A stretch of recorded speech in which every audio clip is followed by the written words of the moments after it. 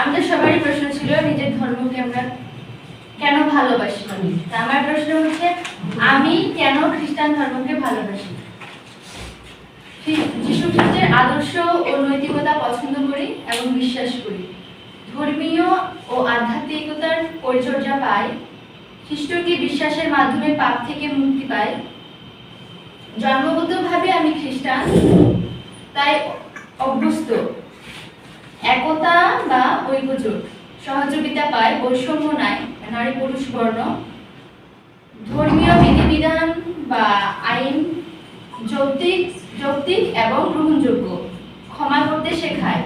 খ্রিস্ট ধর্মের ভালোবাসা ও ধর্মীয় সম্প্রীতি আছে।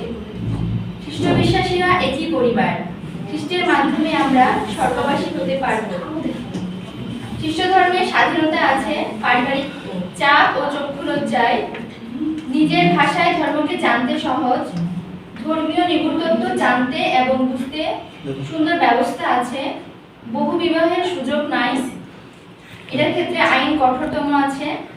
যে কেউ তার মাধ্যমে ধর্ম পুরোহিত হতে পারবে, এটারও স্বাধীনতা আছে।